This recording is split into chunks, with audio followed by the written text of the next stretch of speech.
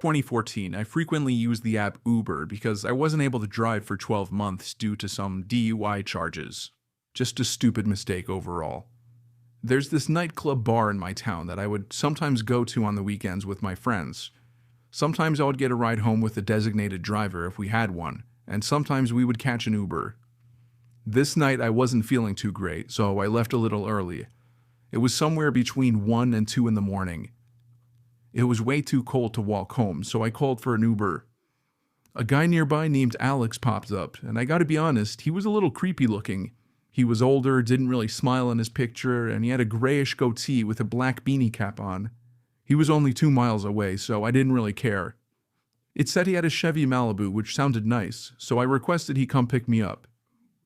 I waited on the bench outside the club next to the bouncer, who stood still like a statue, hands folded together.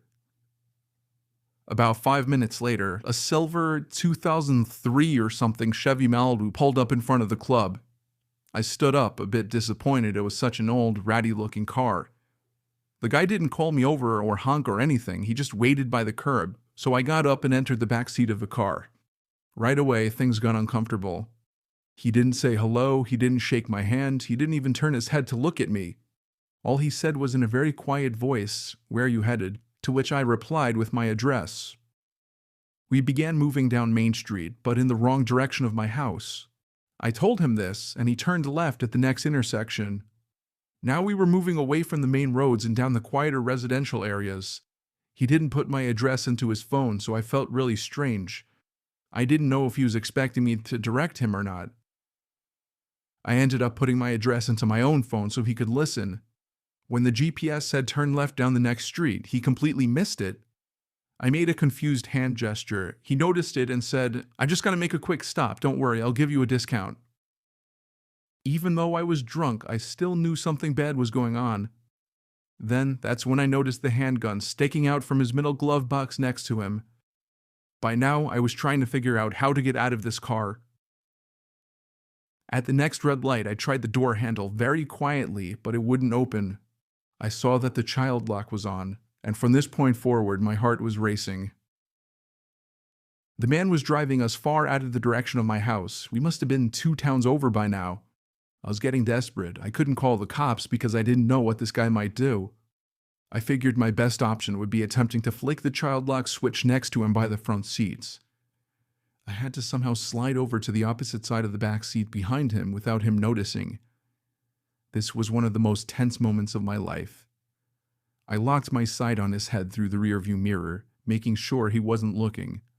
I very casually slid behind him. Thankfully, he didn't notice. Now came the scariest part. I had to reach for the button up front at the next red light before he could do anything.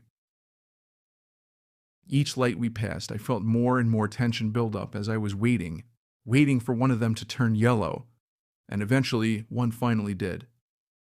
He slowed the car at an intersection that would usually be busy during daylight hours. It was a perfect escape point. The car came to a stop. I knew this light wasn't very long, so I had to be quick.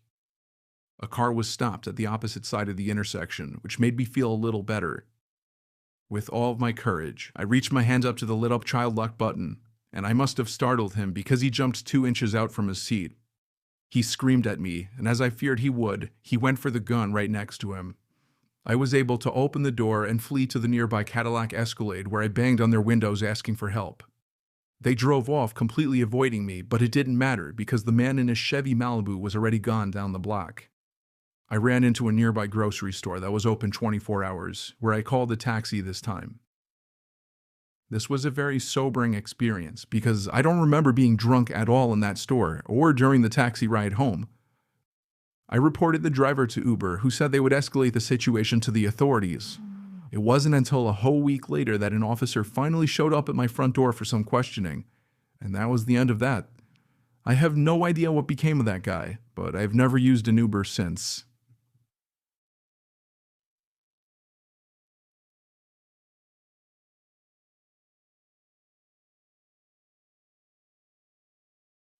As a former Uber driver, I've dealt with a whole bunch of unpleasant characters, from the drunken groups of friends on Saturday nights, to the people who pretend to be handicapped to get free rides.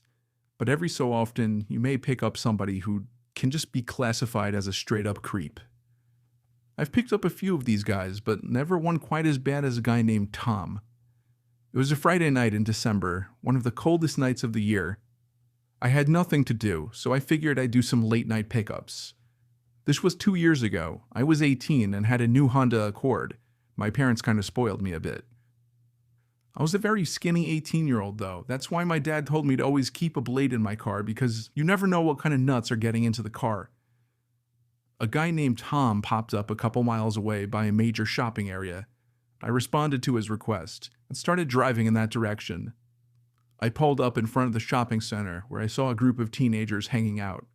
It looked like trouble. I hoped this Tom guy wasn't part of this group. A bunch of them looked at me in my car as I slowly passed. Eventually, I just hit the gas and went further into the parking lot of the shopping center, wanting to get away from this group. I did 2 laps around the whole parking lot until I finally noticed through my left mirror somebody approaching my car from behind. I rolled down my window and called out Tom, and he called back yes. I told him to hop in. I had to repeat myself 3 times, and given that all I was saying was hop in very clearly, made the situation very weird from the start. The 4th time, he finally understood me and walked slowly around the back, getting into the seat right behind me. Usually the people I picked up would sit diagonally from me, which is what I preferred. When people sat right behind me, it just made me a little paranoid sometimes, especially when the person seemed kind of creepy. This guy was old. He had to be in his upper 40s. "Where to?" I asked him. He told me an address, which I entered into my phone. By his voice, I could tell he was a very heavy smoker. Come to think of it, my car was starting to smell like cigarettes too. The address he gave me was 10 miles away, which was fine, since it meant I'd be making more money.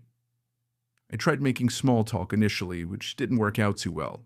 Like if I would ask him a yes or no question, sometimes he would just mumble, and any other questions led to dry responses. I stopped talking when he completely ignored one of my questions. That was within just 5 miles. There was still 5 to go. By this 6-mile mark, things started getting uneasy in there. I was afraid to look into the rearview mirror because I was so sure that he was staring at me. I took a quick half-second glance and saw I was right. He was in fact staring at me. My body forced my foot down heavier on the gas. I wanted this ride to be over sooner. By the 8-mile mark, I started to realize we were in the middle of nowhere. We were on basically a deserted street with woods on either side and occasional buildings. I was growing suspicious now as to where this address he told me actually was. So, while driving, I dragged my finger across my phone to slide the map in the direction of the address. It seemed to lead to a dead-end street with no surrounding streets nearby. I was getting more and more nervous with each passing minute now. I shot a glance back up again at the mirror, and he was still watching me. I finally summed up the courage to ask him if the address he gave me was of his house. There was silence for a few moments, and I thought he was once again going to ignore me, or possibly didn't hear me. But 5 seconds later, he finally answered yes. There was less than a mile left in the drive now, still surrounded by nothing but woods with the occasional empty-looking building. I was approaching the dead-end street that the address he gave me resided on, hoping some houses would come into sight. As the street came up, I slowed down so I could get a good look of it. But nothing could be seen, just pitch blackness. I could only imagine why he wanted to get me out here alone, so far away from anybody or anything. I casually kept driving, pretending like I missed it, hoping he wouldn't notice. But he did. Instantly, he hopped out of his seat and yelled at me to turn around. Honestly, I felt like my life was on the line, so I apologized and did a quick 3-point turn. As I was reapproaching the dead-end street, I dug my hands into the netting compartment on the side of my seat where I kept my blade. I very quietly flicked the blade open and held it tight in my right hand, ready to use it. I turned down the dead-end road with my headlights now displaying just what I thought I would see, 12-year-old boy to his van. The boy was bleeding on his arm from the man cutting him while resisting. The man's van was spotted a week later in a 7-Eleven parking lot, where he was arrested after being properly identified.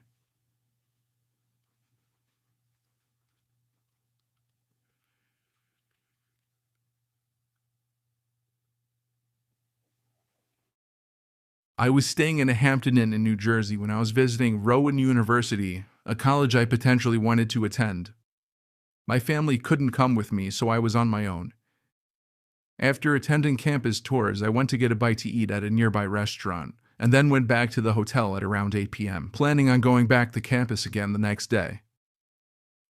About an hour after returning to my room, a strange alarm started going off in my room, along with a white light flashing from the corner of the ceiling.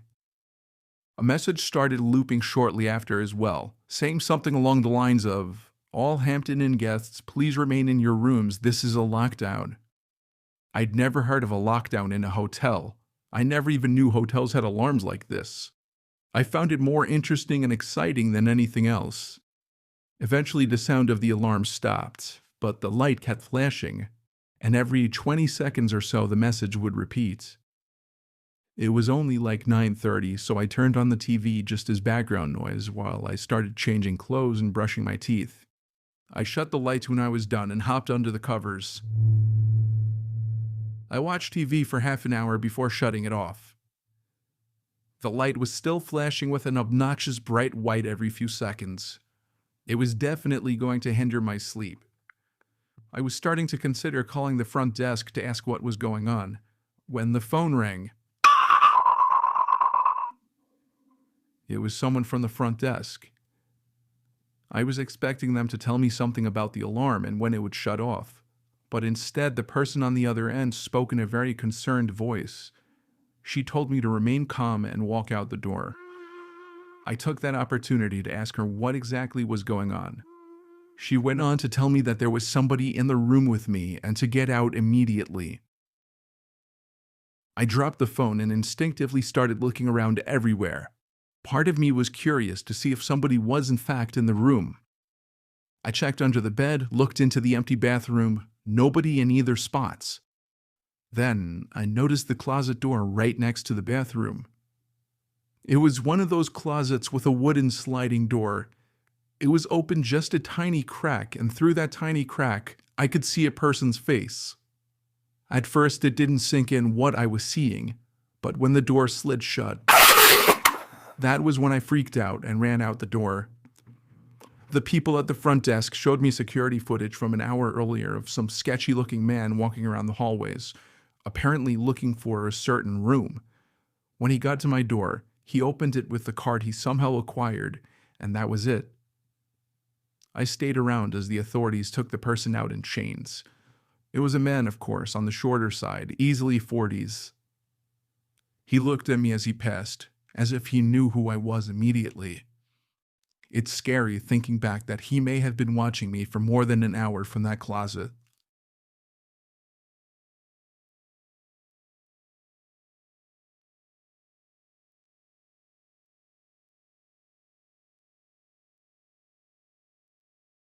Aflisi and Tennessee student in HNT.